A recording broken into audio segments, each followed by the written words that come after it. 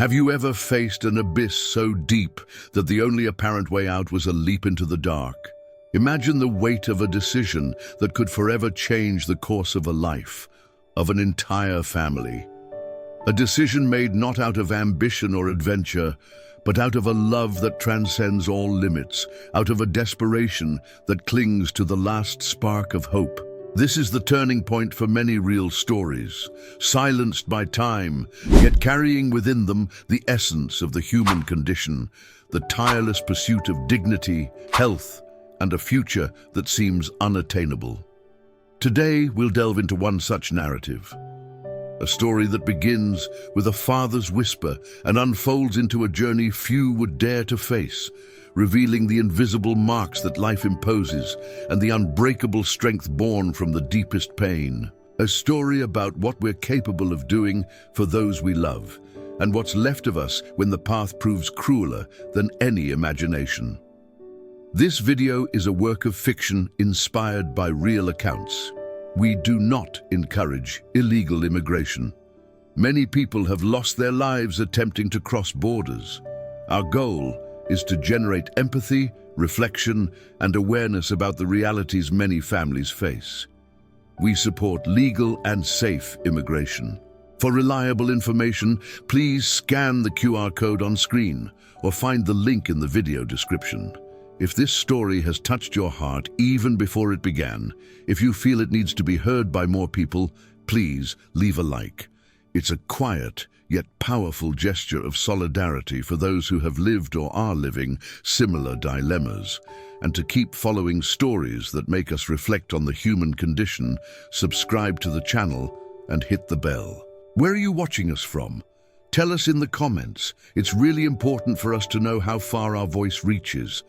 A father's silence so often is where the most desperate decisions reside, growing in secret until they consume everything.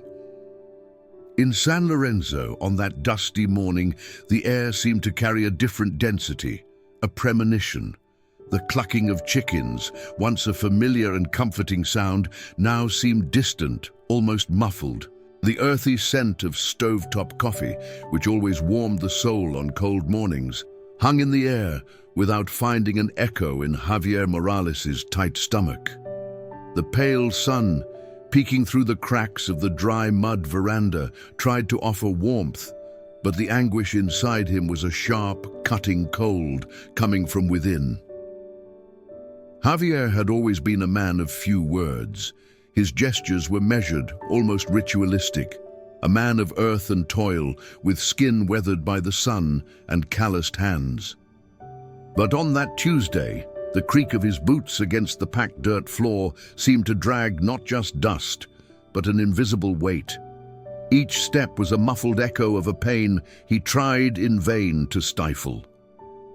Miguel, his youngest son, just 6 years old, woke weaker than ever.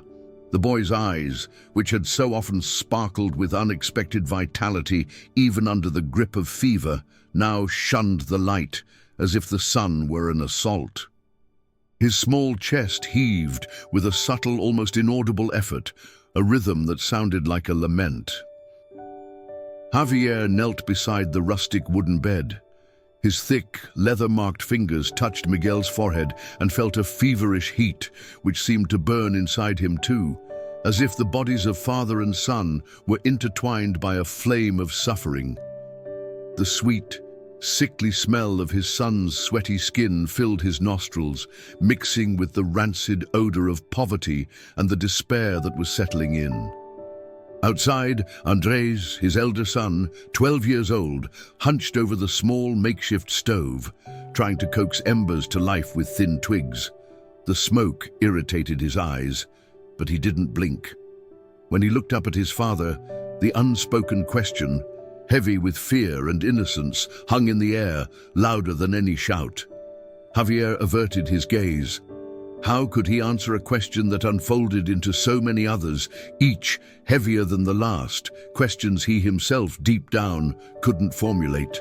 Life in San Lorenzo had always been hard, but Javier kept it dignified. His calloused hands, agile fingers, and sun-baked skin all bore witness to a craft he mastered to perfection. Leather, under his touch, transformed into sturdy sandals, finely detailed belts, wallets that told stories. His honest, arduous work supported their simple home, his 2 sons, and until 3 years ago, his wife, Rosora. Since she left, the house felt emptier than small, filled with the silence that the unspoken grief had imposed. It was present in every unswept corner, in the dust collected on the furniture, in the forgotten pot on the stove, in the feeling that a fundamental piece had come undone, leaving a wound that wouldn't heal. Miguel's illness arrived like a silent shadow, creeping through the days, stealthy and relentless. First came dizziness that made him stumble when he tried to run. Then fits of dry, hacking coughs that stole the air from his small lungs and left him gasping. And then the inexplicable exhaustion, which made him lie down anywhere, his eyes dull, his life force draining away.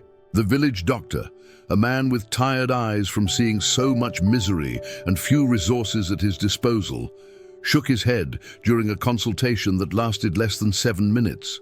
His words, delivered with an almost painful resignation, echoed in Javier's head for days, then weeks.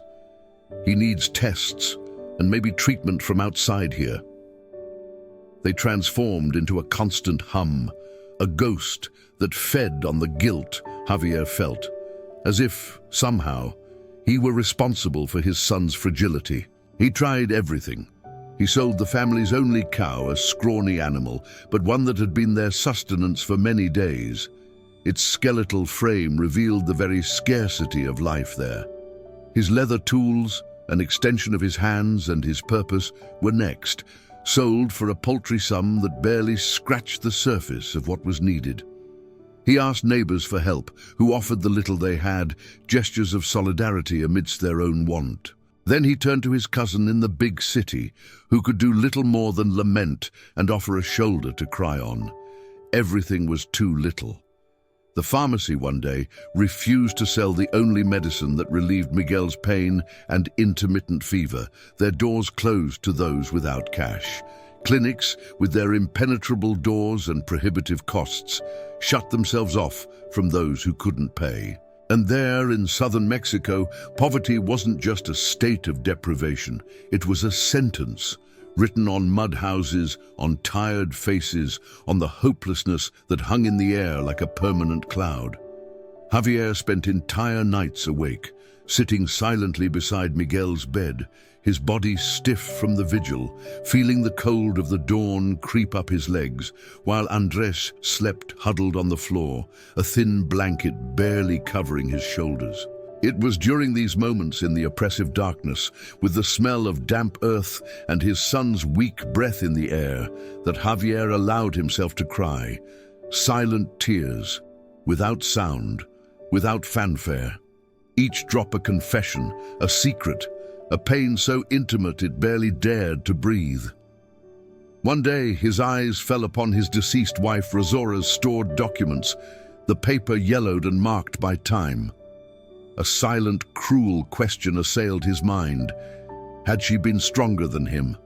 Maybe so, maybe not. The answer didn't matter.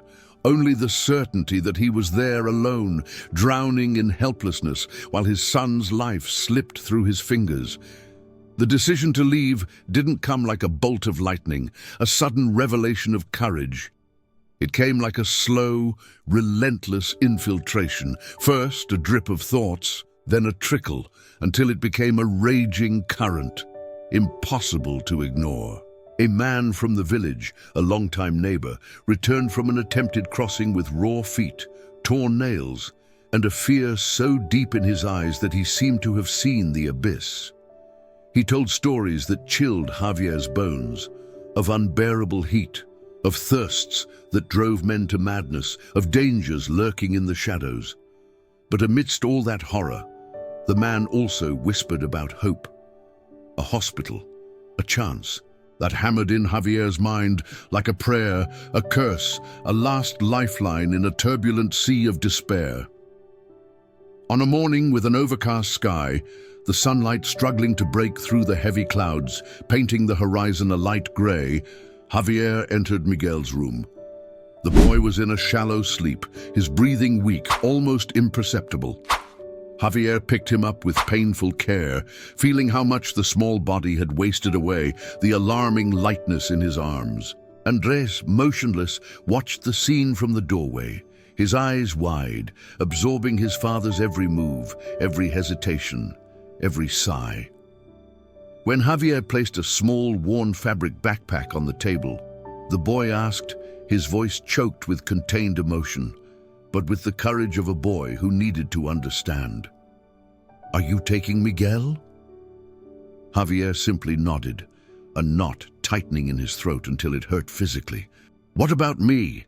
The question, a mere thread of a voice, pierced his chest like a thorn, sharper than any dagger, revealing the wound of imminent separation. You'll take care of the house, of our story, of your mother." Javier's voice was hoarse, almost inaudible, as if the words struggled to escape, too heavy to be spoken. Andres bit his lips until he tasted the metallic tang of blood, but he didn't cry. He just nodded, a gesture of premature resignation, as if life had already turned him into a man, burdened with responsibilities before his time.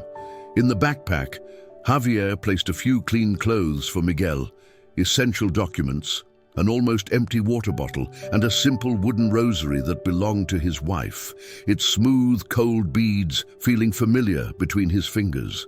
In his memory, he carried the children's innocent laughter playing in the yard, Rosora's sweet voice singing lullabies, and the unmistakable smell of wet earth after a heavy rain. Everything that, in some way, made him who he was, and that he was now leaving behind. Before crossing the creaking wooden gate, which seemed like a portal to an uncertain future, Javier turned one last time. He saw Andres standing on the threshold, a small, solitary figure, his wet eyes reflecting the grey sky, holding a colorful bracelet Miguel had made. Javier felt an overwhelming urge to go back, to embrace the son he was leaving behind, to erase that moment and everything it meant, to rewrite destiny. But it was too late to give up. Reason had been overcome by desperation, by a visceral need to try, to fight for the life of the son he carried in his arms. Now, all that remained was to walk. With Miguel asleep in his lap, light as a feather, a burden that was his whole world, Javier took the first step into the unknown. He carried no luggage. He carried the world. If the weight of this choice has already touched you, feel free to leave a heart in the comments. It's a silent yet powerful gesture of solidarity for those who have lived or are living similar dilemmas. Your empathy makes a difference. The sun rose like a scorching blade over Javier's already bowed shoulders, slicing through the biting cold of the dawn. Each step on the dusty dirt road was a physical and painful reminder of what he had left behind, a pounding in his chest of guilt and longing. Miguel's body, pressed against his chest, trembled slightly in the cold dawns, a tremor Javier felt as if it were his own, and burned during the day, transforming his lap into a bed of incessant fever. Sometimes the boy murmured incomprehensible words, drawn-out sounds that Javier tried in vain to decipher, desperate for a sign of consciousness. Other times, he just moaned softly, a weak, feeble sound, like someone struggling with something that even he, in his childlike innocence, couldn't name. The smell of the dust kicked up with each step, mixed with sweat, and Miguel's hot, feverish breath made breathing an arduous, almost torturous task. Days dragged on, a sequence of arid landscapes and unknown faces. They passed through villages with sun-faded houses, catching short rides with taciturn truck drivers whose eyes avoided his, as if reading Javier's desperation was too heavy a burden. He, in turn, avoided asking anything. It was as if every question could cost more than he could afford, a price his soul could no longer bear. Desperation, he had learned in those days, has its own language, a silent dialect of glances, gestures, and auras, and everyone understands it when they look into the eyes of someone carrying a sick child. On the third night, exhaustion was a thick layer over his body, embedded in his skin, muscles and bones. Under the distorted shadow of a twisted tree, solitary in the middle of a dry field, with the cracked hard earth beneath their feet, Javier shared a shriveling apple with Miguel, its skin soft and faded. He felt no hunger, only a constant weight. On his back, in his arms, in his soul, a burden that expanded with every kilometer traveled. Sometimes he would look up at the sky, a dark velvet sprinkled with indifferent stars, and whisper Rosora's name, not as a plea for help, but as an apology, a silent justification for that insane journey, a nod to the memory of the one who wasn't there to share the load. The hardest stretch began when the first desert dunes appeared on the horizon, like giant, unyielding waves of petrified sand. The few others with him, men with hardened faces, two women whose eyes revealed silent struggles, and a visibly pregnant young woman, breathing with difficulty, exchanged nervous glances, an apprehension that permeated the air. One of them, his voice hoarse from thirst and dust, explained that from there on, the path would be harder than any hell we've ever seen. Javier simply nodded.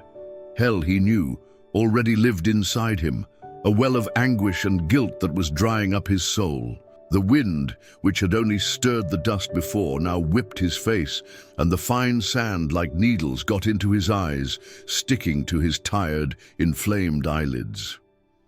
At first, the heat was the cruelest enemy, an open-air furnace that seemed to melt the air and his bones. The ground burned with every step, and the air was so dense it suffocated, but quickly other enemies joined the battle. Thirst, a throat scraped raw like sandpaper, every sip of water an unthinkable luxury, disorientation, which made the few landmarks vanish into the indistinct horizon, turning the walk into an endless labyrinth, and the oppressive silence of the desert, broken only by the dragging, exhausted steps that sank into the soft sand, a monotonous and desperate sound. Miguel, at times, slept for long hours in his father's arms, a heavy, worrisome sleep, without the rest his body needed. Other times, he would cry softly, a weak, feeble sound, as if each tear was an effort beyond what his frail body could bear. Javier held him with the delicacy of someone holding a glass object, precious and fragile, fearing to break him with any sudden movement. And when he coughed, that dry, hacking cough, which the doctor said was a warning sign, a premonition of the worst, Javier felt the ground slip from beneath his feet, the certainty that his son's life hung by an invisible thread. In those moments, guilt washed over him like a cold wave, suffocating him. He wondered if it wouldn't have been better to stay in San Lorenzo, waiting for an end that, perhaps, would be less painful, less cruel. If only he could go back in time, if only he could switch places with him, if only he could give his own life force to Miguel's small body. There was one night when they got lost, the absolute darkness of the desert swallowing any reference point, the stars seeming to mock them in their indifference. The crude compass the group used, an inheritance from one of the men, slipped and fell into a quicksand pit and disappeared, taking with it the last hope of direction. They walked in circles for hours, feeling panic set in, a chill down their spine that didn't come from the weather but from fear. One of the women suddenly broke into a desperate scream at the void, her voice hoarse. The pregnant woman fell to her knees in the sand, her body trembling, and began to pray softly, her words lost in the wind. Javier, amidst the silent chaos, clutched Miguel's sweating, drowsy body to his chest, the smell of sweat and earth mingled in a symphony of despair. "Papa, are you okay?" Miguel murmured, almost unconscious, his voice faint as a breath, a thin thread of awareness. Javier didn't answer. He just kissed his forehead, feeling the feverish heat, and kept walking, even without direction, despair transforming into a raw, blind determination, driven only by a primal instinct for survival and love. One dawn, when exhaustion was already unbearable, his muscles burning and his mind hazy, they spotted a small, abandoned concrete structure, a skeletal building rising solitary in the middle of nowhere. It looked like a castle, an improbable refuge. Inside, they shared a piece of stale bread and a few drops of water one of the men had saved, precious as liquid gold, their last reserve. Miguel wasn't eating anymore, barely swallowing. Javier moistened his son's cracked lips with a damp piece of cloth, feeling the rough, chapped texture of the child's skin. And amidst the despair, he sang softly, a lullaby Rosora used to sing on cold nights in San Lorenzo, the words an ephemeral comfort in the silence of that inhospitable place, a desperate attempt to maintain connection with the life that was slipping away. The next morning, a distant sound cut through the air, a sound that made Javier's nerves tingle, filling him with sudden apprehension. Footsteps, many, voices. The group scattered without thinking, survival instinct taking over. Javier ran with Miguel in his arms, his heart beating like a discordant war drum, sweat pouring down his face, hiding behind tall, jagged rocks, the rough earth scraping his hands and knees. The voices drew closer, then faded, the sound of footsteps disappearing into the distance. Miguel slept a heavy sleep, oblivious to the imminent danger. But Javier couldn't breathe properly. He felt as if he was being emptied from within, as if every fiber of his being was disintegrating, his soul detaching from his body. In the following days came the thorns that pierced the soles of his boots, tearing leather and skin, the open calluses which burned with every step, turning the walk into torture, and the fever which turned his body into an oven, blurring his vision and thoughts.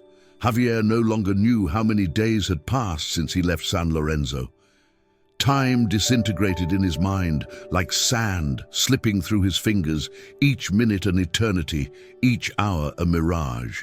On a steeper stretch, his legs gave out and he fell to his knees on the dry, stony ground, the impact resounding in his tired bones. He thought he couldn't go on, that it was the end.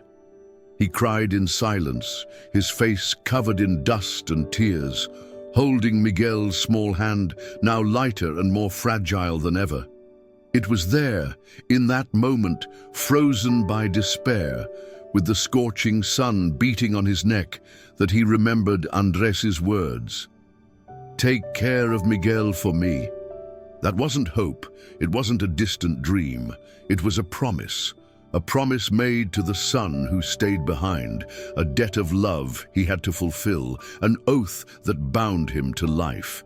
And it was that promise, that invisible thread, that kept him on his feet, that pushed him to take one more step, and then another, on the last stretch of the crossing, when they finally spotted distant lights, flickering in the darkness like fallen stars, shimmering on the horizon.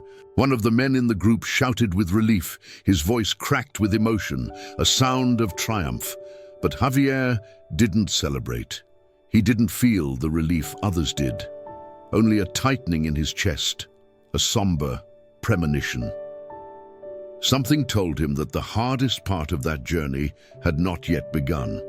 The border, he knew now, wasn't a line on the ground that separated two countries, visible and concrete. It was an invisible line in the soul, a demarcation of pain and loss, a portal to a new kind of despair. And he knew, with a cold, cutting certainty, that he had already crossed it, forever. Life's roads are many, and some are unimaginable. If you know or have lived a journey of crossing marked by such great challenges, share your testimony with respect and empathy in the comments. Your story can be a light for others, a beacon of understanding. And if this narrative resonated with you, leave a like so more people can find it. If you haven't subscribed yet, take the opportunity to subscribe to the channel and become part of this community that values human stories. The light appearing on the horizon, pale and uncertain, seemed promising, an invitation to hope that the desert denied. But Javier no longer trusted promises. He was exhausted, his feet raw, each step a stab of pain that climbed his legs. His shoulders, chafed raw from the friction of the backpack, and his son's body burned beneath his skin. His throat, too dry to ask for help, begged for a drop of water, a relief that never came. He carried Miguel with a mix of unconditional love and desperate urgency, as if the boy were made of wind and could vanish at any moment if he loosened his grip.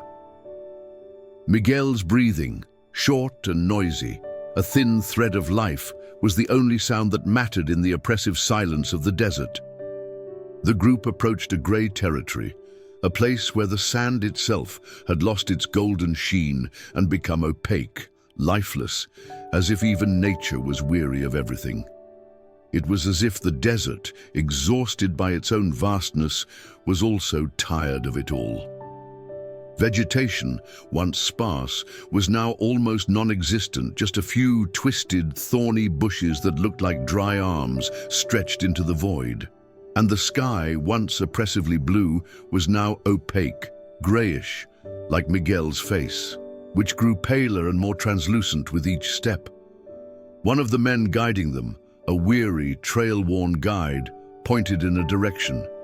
His voice, hoarse and low, murmured that they were close. Very close. There was a checkpoint hidden among the rocks, a silent trap that could mean the end of the journey or the beginning of a new ordeal. Avoid lights, avoid noises. Don't separate. Javier merely nodded, the words echoing in his mind without actually being processed. Every step now felt like two, a struggle against an invisible force pulling him down. The strength that moved him was as thin as a sewing thread, and he felt it breaking, fraying under the weight of the body in his arms.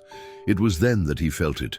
Miguel's body felt different, a subtle change, but one that a father's intuition picked up in milliseconds.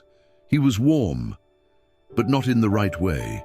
It wasn't the heat of fever, but a cold warmth, an absence of life that invaded him. Javier stopped, his heart leaping violently in his chest, a discordant beat. He looked at his son's face. His eyelids were closed, thin lashes resting on his pale, hollowed cheeks. His lips parted, almost grey, no longer revealing the breath of life. His small chest heaved with difficulty, a final effort, and then stopped. Silence. Javier called out softly once, Miguel's name barely leaving his dry throat, a desperate whisper. He called again, his voice trembling now, a silent plea that was lost in the wind. Nothing, only silence. He knelt with desperate care, laying the boy's body on a folded cloth on the ground, the cold, rough earth beneath his knees, as if fearing to wake him from a deep sleep. He took the small water bottle, the last vestige of liquid hope, and moistened Miguel's lips. He touched his forehead. The heat was intense, terrifying, a chilling heat. He looked around, panic rising like a drowning wave. No one. The group had moved on, their silhouettes shrinking on the horizon, indifferent to what had just happened, to the silent tragedy unfolding. "Miguel, my son, talk to me." Javier's voice was a hoarse whisper, almost inaudible, the words mixing with the dust and wind without echo. Nothing. The boy remained motionless, as if sleeping in a timeless place, a sleep from which there would be no return, an eternal sleep. Javier picked the small body up again, now lighter, frighteningly light, almost ethereal, as if it had lost all substance. He walked, 1 step, 2 steps, 10 steps.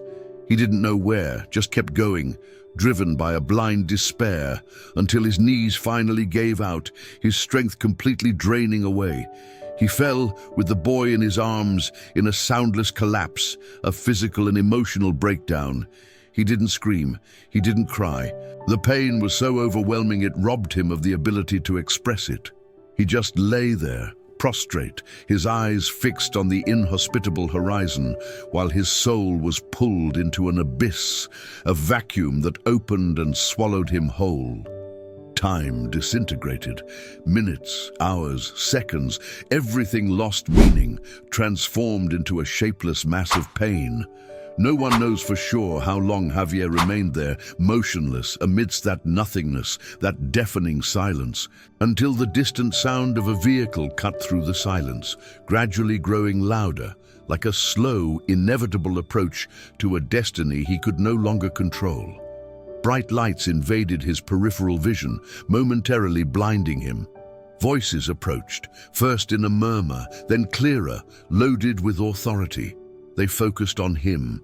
They asked his name, where he came from, what he was doing there. He didn't answer. He just held Miguel with the usual care, an automatic gesture of love. But now there was a frightening emptiness in his eyes, an absence of life that rivaled his son's. A kind of silence no one dared to interrupt, an abyss of pain that paralyzed any attempt at communication. The agents led him to a temporary unit, a cold, soulless place, smelling of disinfectant and bureaucracy. Javier barely noticed where he was, his senses dulled by the tragedy. The voices were distant, muffled, as if from another world, from a reality parallel to his own. The questions, irrelevant, made no sense amidst the chaos that had settled in his mind. He only saw Miguel's face, pale, quiet, too far to reach, to touch, to bring back. In a corner of the cold room where he was placed, with white walls and a pale, sickly, fluorescent light, Javier sat with his back hunched, his body curled in on itself. A uniformed woman, with a look of contained pity, offered him water and food, gestures of compassion he couldn't accept. His body, exhausted, might have accepted, but his soul, torn apart, refused everything. Pain was a feast in itself. For the first time in a long time, he cried in front of someone. Silent tears, without words, without the strength to utter a sob, without embarrassment. Because there was nothing left to hide, no mask to wear. He was naked in his grief, exposed to the world and his own misery. For the following days, Javier was kept in custody, a prisoner of his own tragedy, of his frozen grief. He endured interviews, assessments, questions repeated to exhaustion. They asked about family members, about intent to stay, about his story. But Javier didn't answer. The world had been suspended, stopped at a point of unbearable pain, and he, trapped somewhere between what he was and what he would never be again, a ghost of himself. When they told him he had to return to his country, a silent, bureaucratic deportation, he didn't react. He didn't ask. He didn't plead. He showed no anger or frustration. He just clutched a small, colorful beaded bracelet in his pocket, the one Andres had made for Miguel. It was all he had left, the last physical connection to the life that was gone. As he was escorted back, one of the officers, perhaps touched by Javier's frozen expression, by the pain that overflowed even in silence, said something like, "I'm very sorry." But Javier didn't hear. His mind was elsewhere. Perhaps in the mudroom where it all began, in the smell of morning coffee. Perhaps in Rosaura's arms, in the warmth of a home that seemed from another life, a distant dream. Perhaps in the last moment he felt the boy breathe, a final breath that vanished into the dry desert air and now echoed like a muffled scream in his memory. The crossing was over. The goal was not achieved, but what he had lost along the way had no name. It was greater than physical pain, greater than exhaustion. It was absence. It was the kind of thing that doesn't heal. It only lingers, like a shadow that would accompany him forever. If the pain of this loss has affected you, if a lump formed in your throat, leave a heart or a amen in the comments. Your empathy is a virtual hug for those who face or have faced such pain. Show them they are not alone.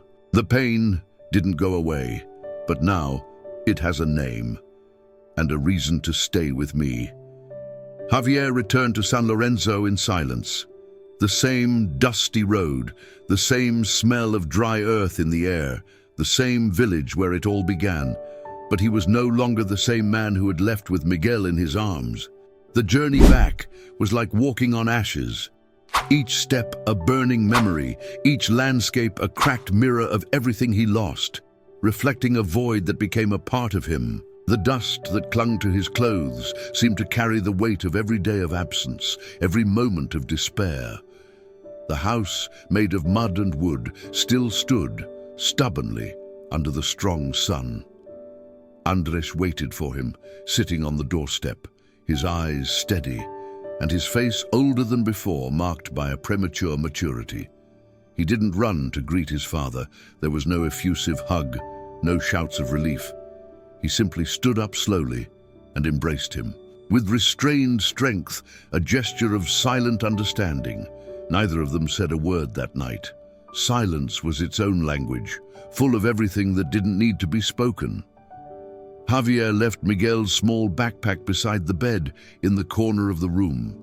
He couldn't bring himself to open it. The fear of what he would find inside was paralyzing. On the simple dresser, there was still a pencil drawing, a gift from Miguel, a large yellow sun with two boys smiling, holding hands, scribbled with childlike joy.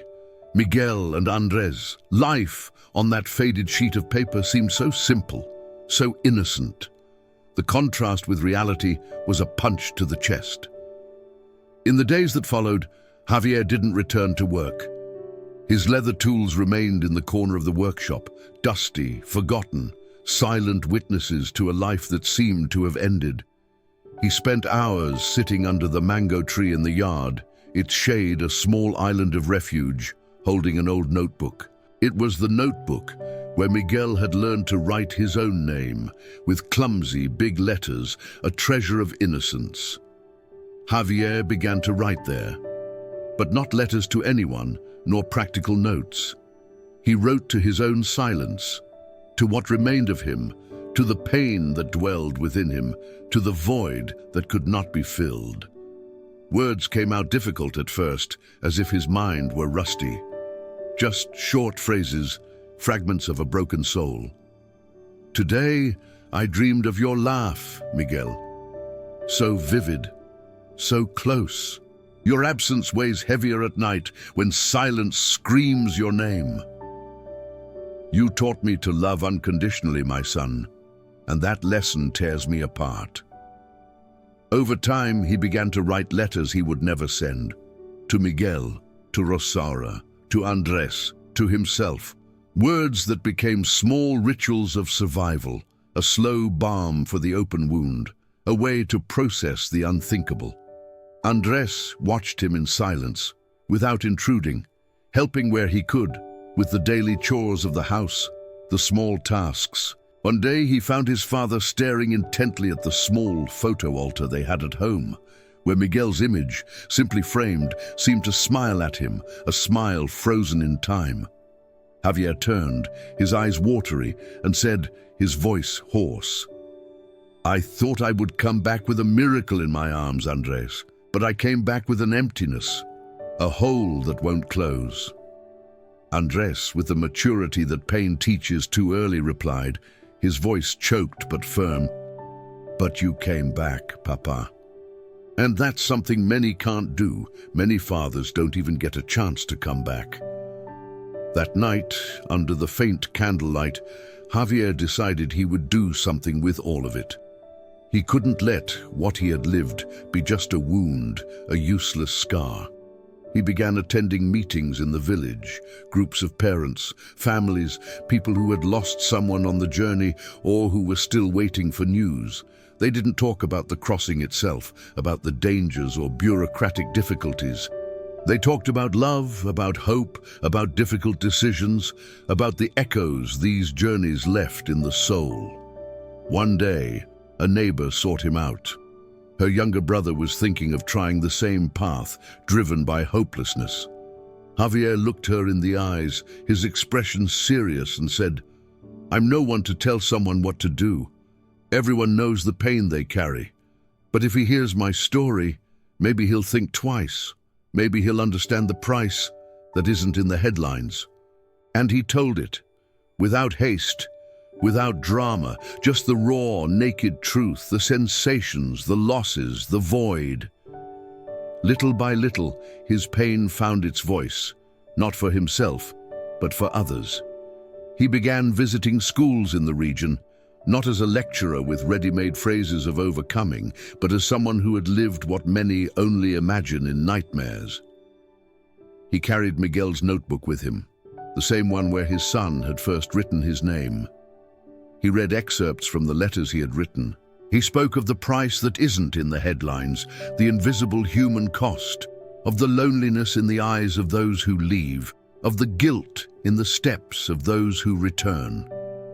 There was no material reward, there was no fairy tale happy ending, but there was purpose, a silent legacy. One afternoon, sitting beside Andres under the mango tree, watching the sunset paint the sky in red and gold, a palette of colors that seemed to embrace the world's sadness, Javier said, "You know, Andres, I thought I wouldn't be able to live with this pain, that it would crush me, but now I carry it with me. And it reminds me who I am, and who he was, and who he still is to me." Andres rested his head on his father's shoulder, a gesture of comfort worth more than 1,000 words, and replied softly, almost a whisper, "He still is, Papa. He still is." And in that instant, needing nothing more, Javier understood. The crossing didn't end at the border. It wasn't a geographical line. The hardest one began afterward, learning to live again, with less than what he started with a void that would never be filled, but with more than he knew before, with a wisdom gained through pain. Miguel became a seed. In every word Javier spoke, in every warning he issued, in every gesture of care towards others, he kept him alive. Not as a distant memory of something lost, but as a tangible legacy, a continuous presence. And each time someone gave up on the crossing because they had heard his story, because they had glimpsed the reality Javier exposed, he looked up at the sky, at the same indifferent sky that witnessed his pain, and whispered, a mixture of sadness and gratitude. "You didn't leave in vain, my son. Your life, even in absence, continues to save others. Not every journey ends in triumph, but some leave a warning, a legacy, a silent strength. If you felt that in your soul, comment, "I see him" below. Let's ensure no story like Javier's is forgotten. Subscribe and share so that even what was lost can still make a difference.